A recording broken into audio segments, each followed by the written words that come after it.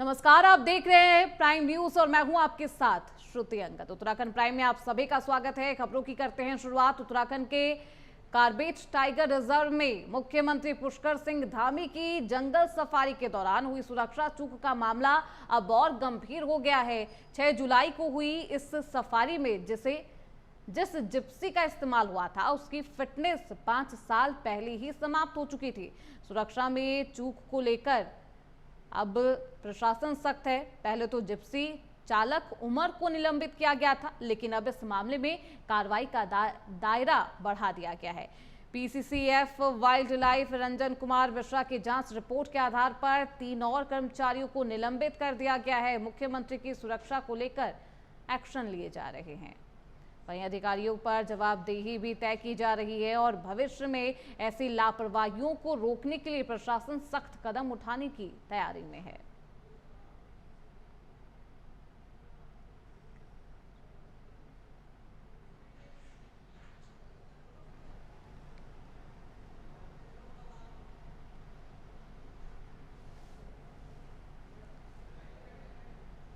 तो 6 जुलाई को Corbett safari में चूक हुई थी। मुख्यमंत्री पुष्कर सिंह की सुरक्षा में ये चूक हुई थी, जिसके बाद अब प्रशासन की तरफ से एक्शन लिए जा रहे हैं। खबरों बढ़ते आगे। मुख्यमंत्री पुष्कर सिंह धामी के आदेश पर उत्तराखंड के स्कूलों में अब श्रीमद् भागवत गीता पढ़ाई जाएगी। बीजेपी प्रदेश प्रवक्ता कमलेश रमन ने इसे राज्य की सांस्कृतिक के साथ जुड़े रहने की दिशा में एक बेहद अहम कदम बताया। उत्तराखंड देवभूमि की है और यहाँ की संस्कृति का ज्ञान बच्चों को बचपन से ही मिलना चाहिए। मुख्यमंत्री का शुरू से ये संकल्प रहा है कि भावी पीढ़ी उत्तराखंड की परंपरा, आस्था और इतिहास को समझे।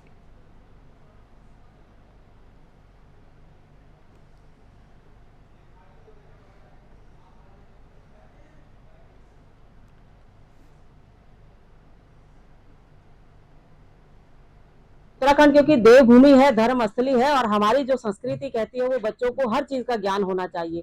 और इसीलिए माननीय मुख्यमंत्री जी हमेशा जो है बच्चों को अपने उत्तराखंड की संस्कृति पढ़ाने के लिए पुरजोर तरीके से सभी जितने हमारे शिक्षक हैं या अधिकारी हैं उन सबको दिशा निर्देश दे रहे हैं। और शुरू से उनका एक संकल्प था कि हमारे उत्तराखंड की जो संस्कृति है उसको बच्चों को जानना चाहिए, हमारे उत्तराखंड के इस इतिहास को जानना चाहिए। और इसीलिए इसी परिप्रेक्ष्य में अगर बच्चों को उत्तराखंड की संस्कृति का ज्ञान होगा तो मुझे लगता है कि भविष्य में भी आने वाली जो हमारी पीढ़ी है वो भी इन सारी चीजों का ज्ञान रखेगी। क्योंकि जिस तरीके से उत्तराखंड की हमारी संस्कृति धीरे धीरे जब बच्चे बाहर जा रहे हैं तो लुप्त होती जा रही है, तो उस चीज को वापस लाने के लिए मुख्यमंत्री जी की ये पहल बहुत ही सराहनीय कदम है। वहीं उत्तराखंड के मुख्यमंत्री पुष्कर सिंह धामी द्वारा राज्य के सरकारी स्कूलों में भागवत गीता के श्लोक और उसके महत्व को पढ़ाना अब अनिवार्य होगा। इस पहल को प्रमुख विपक्षी दल कांग्रेस ने भी सराहा है। कांग्रेस प्रदेश अध्यक्ष ने इसे विद्यार्थियों के चरित्र निर्माण और नैतिक शिक्षा के लिए एक बेहद सकारात्मक कदम बताया है। हालांकि कांग्रेस ने सरकार को सुझाव भी दिया कि गीता के साथ साथ अन्य धर्मों और जातियों के शिक्षा और मूल्यों को भी पाठ्यक्रम में स्थान मिलना चाहिए, ताकि शिक्षा प्रणाली सभी वर्गों को समावेशित रूप से सम्मान दे सके। ये कदम एक और जहां सांस्कृतिक मूल्यों की समझ को बढ़ावा देगा, वहीं यदि इसे समावेशी दृष्टिकोण से अपनाया जाए तो ये सामाजिक समरसता की दिशा में भी एक बेहद अच्छा कदम है। कांग्रेस कभी भी किसी अच्छे कदम का विरोध नहीं करती। हम चाहते हैं हर धर्म की जो अच्छी बातें हैं वो हमारे नौजवान नौनिहालों को, जो देश का भविष्य है, उसको सिखाई जानी चाहिए। जिस धर्म में जो अच्छी बात है उन बातों को पाठ्यक्रम में शामिल किया जाना चाहिए, ताकि एक पर्सनालिटी डेवलप हो। और भगवत गीता में कोई ऐसी बात नहीं है जो समाज के विपरीत जाती हो, विरुद्ध जाती हो, और ये अच्छा है, अच्छा कदम है।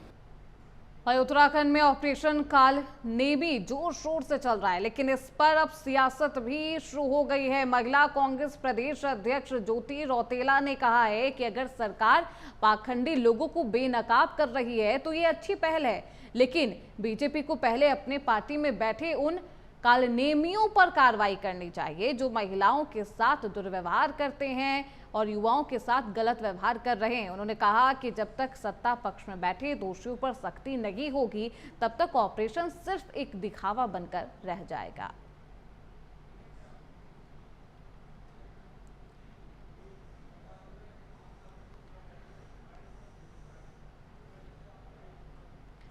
वही ऑपरेशन कालनेमी अभियान के तहत विभिन्न थाना क्षेत्रों में पुलिस द्वारा कार्रवाई करते हुए साधु संतों के भेष में घूम रहे 29 ढोंगी बाबाओं को गिरफ्तार किया गया है, जिनके विरुद्ध भारतीय न्याय सुरक्षा संहिता के तहत वैधानिक कार्रवाई की जा रही है। गिरफ्तार ढोंगी बाबाओं में 20 व्यक्ति अन्य राज्यों के रहने वाले हैं। इस दौरान पुलिस द्वारा विकास नगर क्षेत्र में कारी अब्दुल रहमान नाम के एक व्यक्ति को गिरफ्तार किया गया है, जिसके द्वारा जादू टोना, दैवीय प्रकोप का भय दिखाकर और दुआओं के नाम पर लोगों के साथ ठगी की जा रही थी।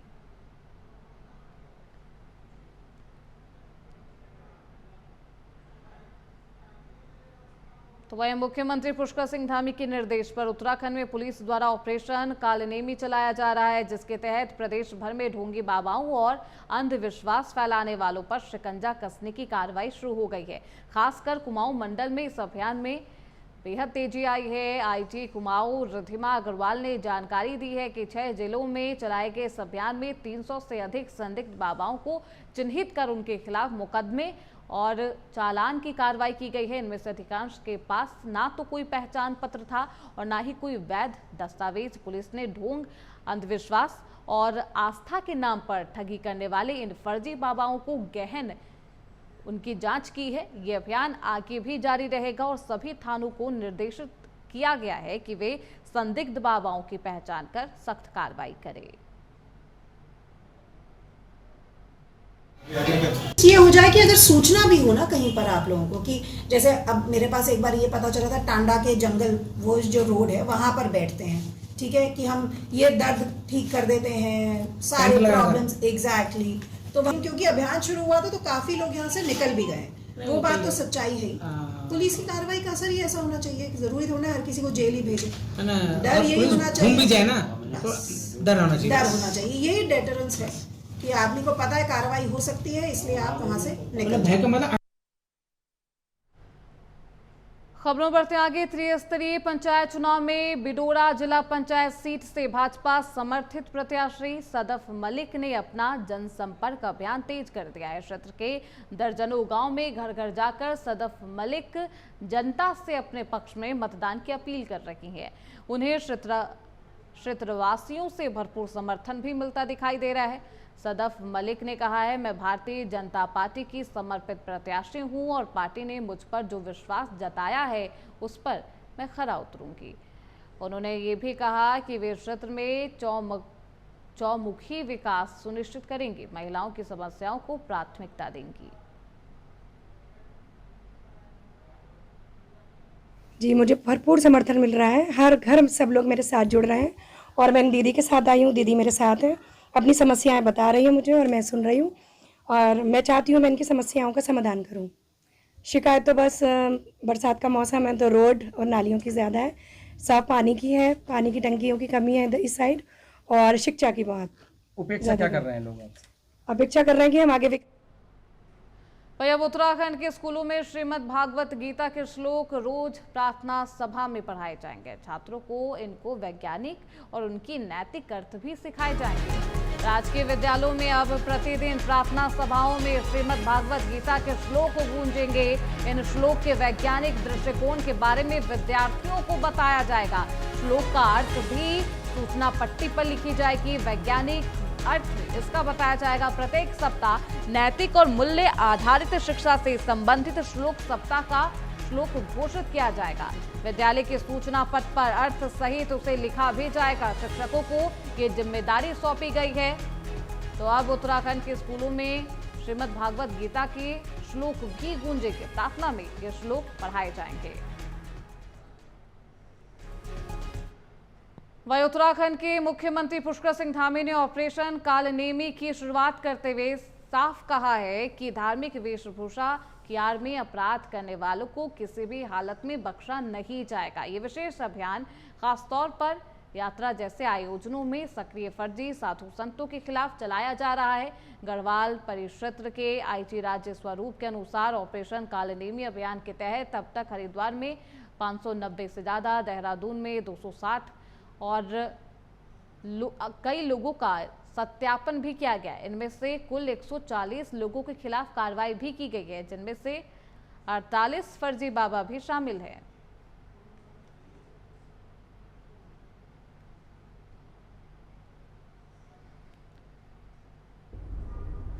देखिए, ऑपरेशन कालनेमी जो है कि जो ढोंगी बाबा जो कि धर्म की आड़ पर गलत व्यवहार से और छद्म रूप धारण करके जो पर्यटक और तीर्थालु यहाँ पे आते हैं, जैसा कि आप अवगत हैं कि हमारा प्रदेश उत्तराखंड जो है वो यहाँ पे लाखों की संख्या में तीर्थयात्री आते हैं, तो उनको जो ये ठगने का काम करते हैं, इनके विरुद्ध ऑपरेशन का कालनेमी जो चल रहा है, इसमें मैं पूरे परिक्षेत्र की बात करूं तो हरिद्वार में लगभग 594 लोगों को हमने आइडेंटिफाई करके उनको वेरीफाई किया है, जिसमें कि 48 लोगों को हमने गलत पाया है और उनके 48 लोगों के विरुद्ध में हमने कार्रवाई की है।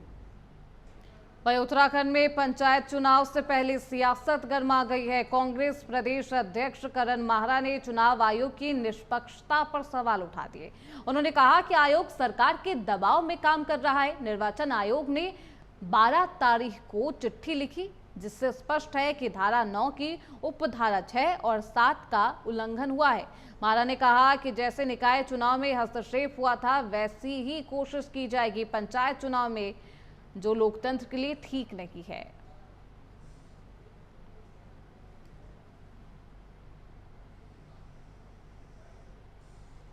देखिए, बिल्कुल बुरी हालत है।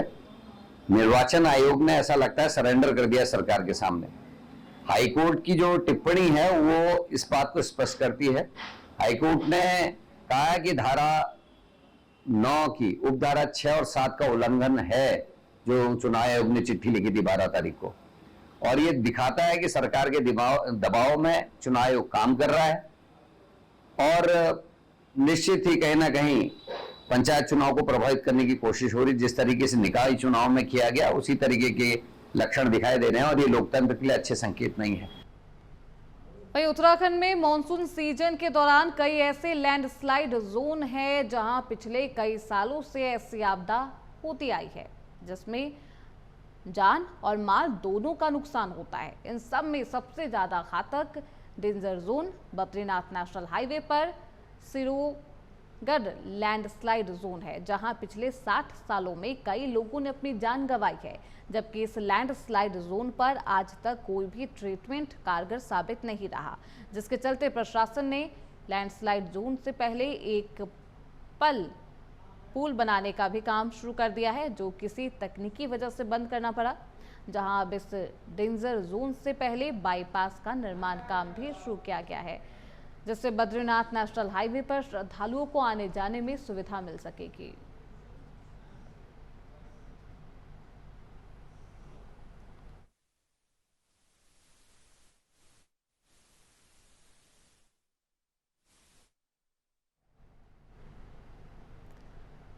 तो वहीं उधम सिंह नगर में 19 जुलाई को होने वाले गृह मंत्री के प्रस्तावित दौरे को लेकर तैयारियां तेज कर दी है। मुख्य सचिव आनंद बर्धन की अध्यक्षता में एक उच्च स्तरीय समीक्षा बैठक आयोजित की गई, जिसमें सभी संबंधित विभागों को आवश्यक निर्देश दिए गए।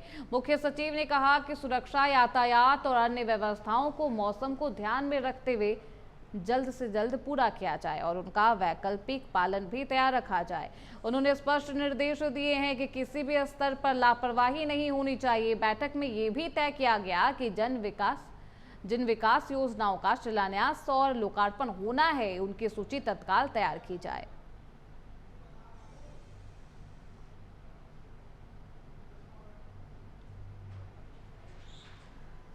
वहीं उत्तराखंड के हल्द्वानी स्थित गोलापार क्षेत्र को अब लोग मौत के रास्ते के नाम से जानने लगे हैं। नेशनल हाईवे पर बना एक गलत लोकेशन वाला कट लगातार हादसों की वजह बन रहा है। स्थानीय लोगों का कहना है कि NHAI की लापरवाही ने इस कट को दुर्घटना का गढ़ बना दिया है। जहां अब तक कई निर्दोष लोगों की जान चली गई है।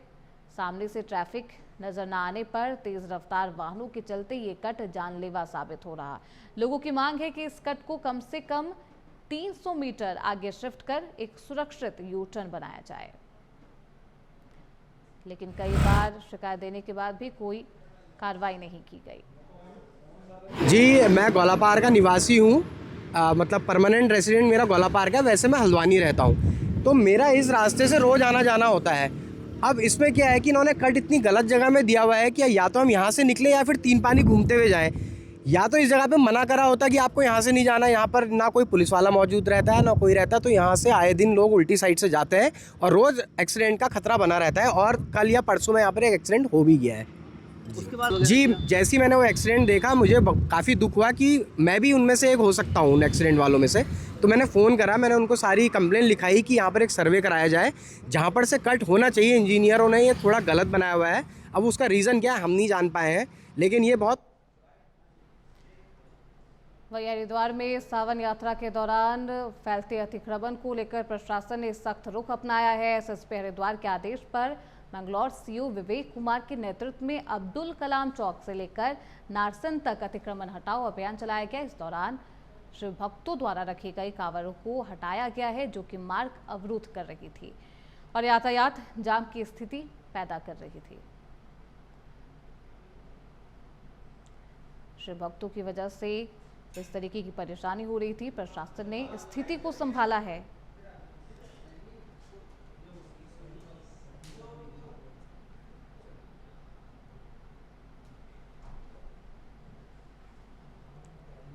मैंगलोर में अतिक्रमण हटाओ अभियान अब तेज हो गया है। अब्दुल कलाम चौक की ये तस्वीर है, जहां पर प्रशासन बेहद सख्ती के साथ शिव भक्तों को हटाने का काम कर रही है। उनको उनके जगह पर पहुंचाया गया।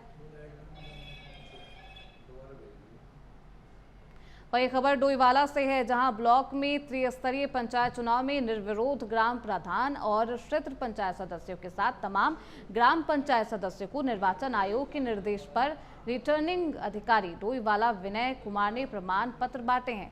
इस अवसर पर निर्विरोध चुनाव जीते प्रत्याशियों ने गांव और क्षेत्र के विकास का वादा करते हुए सभी को सहयोग देने पर धन्यवाद भी दिया है।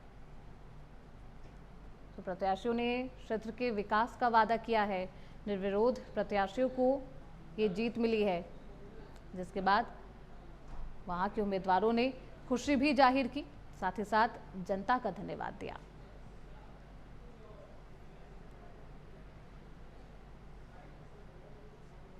प्रदेश के सरकारी और अशासकीय विद्यालयों में बच्चे आज से प्रार्थना सभा में श्रीमद् भागवत गीता पढ़ेंगे। उन्हें इसका श्लोक सुनाए जाने के साथ ही इसका अर्थ भी समझाते हुए वैज्ञानिक दृष्टिकोण की जानकारी दी जाएगी। माध्यमिक शिक्षा निदेशक डॉक्टर मुकुल कुमार सती ने इस संबंध में निर्देश भी जारी किया है। शिक्षा निदेशक ने सभी मुख्य शिक्षा अधिकारियों को दिए निर्देश में कहा कि प्रार्थना सभा में हर दिन कम से कम एक श्लोक अर्थ सहित छात्र छात्राओं को सुनाया जाए, जबकि सप्ताह में एक दिन मूल्य आधारित श्लोक को सप्ताह का श्लोक घोषित कर उसे सूचना पट पर अर्थ सहित लिखा जाए। छात्र छात्रा उसका अभ्यास करें और सप्ताह के अंतिम दिन पर इस पर चर्चा कर फीडबैक भी लिया जाएगा। श्रीमद् भागवत गीता पढ़ेंगे बच्चे। स्कूलों की प्रार्थना में हर दिन उन्हें एक श्लोक सिखाया जाएगा। अभी तो ये बात हुई कि हम क्योंकि इसको प्रार्थना का हिस्सा बनाने में थोड़ा समय भी लगेगा, क्योंकि उसमें पूरी बैठकें होती हैं, किताबें छपेंगी और ये लंबा समय लगेगा। तो कैसे उसको तत्काल ही बच्चों में इंट्रोड्यूस कराया जाए, तो ये एक टेक्निक उसकी निकाली गई और आज काफ़ी स्कूल उसको कर भी रहे हैं और कल से आपको 100% में ये दिखेगा।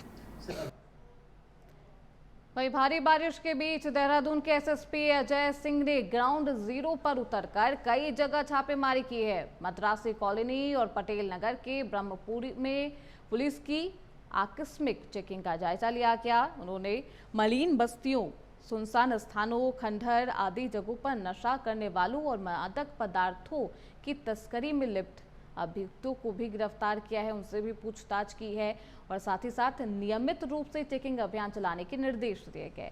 पहले मादक पदार्थों की तस्करी में लिप्त रहे नशा तस्करों की गतिविधियों पर सतर्क दृष्टि बनाए रखने और नशे के काले कारोबार में सक्रिय अभियुक्तों को चिन्हित कर उनके विरुद्ध कठोर कार्रवाई करने के निर्देश भी दिए गए।